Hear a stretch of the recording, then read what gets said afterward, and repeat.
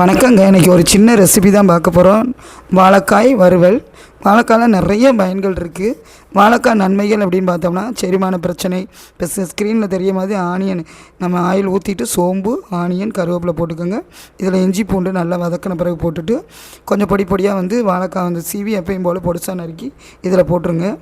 பொடிசா நறுக்கி போட்டுட்டு நல்லா கொஞ்சம் ஆஃப் ஸ்டேஜ் வந்தோன்னே நம்ம எடுத்து வச்சுருக்க பொடியை போடலாம்.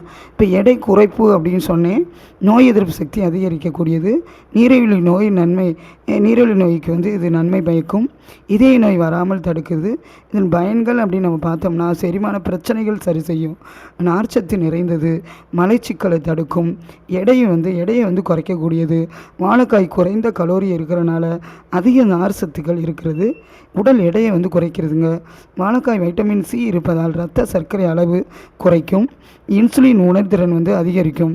வாழைக்காயில் நிறைய ரெசிபிகள் செய்யலாம். வாழைக்காய் புட்டு, வாழைக்காய் வறுவல், வாழைக்காய் வடை, வாழைக்காய் பச்சி, கோலா உருண்டை, கூட்டு, கடலைப்பருப்பு போட்டு சிப்ஸு, இவ்வளவு வெரைட்டிங்க. அவ்வளோ நன்மைகள் இருக்குது. இன்றைக்கி எங்கள் வீட்டில் லெமன் சாதம், அதில் கேரட் ஒரு காய் சேர்த்துருக்கேன். அப்புறம் தயிர் சாதம், வாழைக்காய் வறுவல் ஃப்ரை பண்ணி முடிச்சாச்சு. தயிர் சாதமும் லெமன் ரைஸும் வாழைக்காய் வறுவலும் ரெடி ஆயிடுச்சு. இதய ஆரோக்கியம் மேம்படும். இதில் பொட்டாசியம் அதிக ரத்த அழுத்தம் கட்டுப்படுத்தும். அதிகமாக இருக்கிறனால இதய நோய் வராமல் அபாயத்தை கட்டுப்படுத்தும்.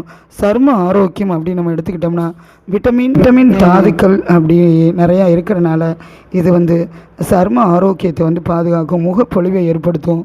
இரும்பு சத்து நிறையா இருக்கிறனால வைட்டமின் B6, மெக்னீசியம் சத்து உள்ளதுங்க. கண்டிப்பாக நம்ம அன்றாட வாழ்க்கையில் வாழைக்காய் உணவில் எடுத்துக்கொண்டால் ஆரோக்கியமான ஒரு வாழ்வை வாழலாம்.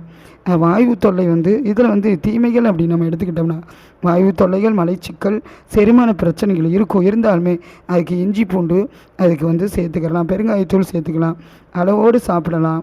அளவுக்கு மீறினால் அமிர்த நஞ்சு அப்படின்னு ஒரு பழமொழி இருக்குது. இந்த பதிவை பார்த்து உங்களுக்கு பிடிச்சா லைக் பண்ணுங்கள், ப்ளீஸ் சப்ஸ்கிரைப் பண்ணுங்கள்.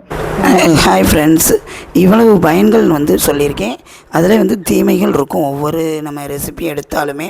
அதனால் இந்த பதிவை பார்த்து ப்ளீஸ் மறுபடியும் சொல்கிறேன், சப்ஸ்கிரைப் பண்ணுங்கள். நம்ம சேனலை ரெகுலராக வாட்ச் பண்ணுங்கள். வாட்ச் பண்ணுறவங்களுக்கு thank you so much. Once again thank you so much. வாழைக்கால அவ்வளவு நன்மைகள் இருக்குது.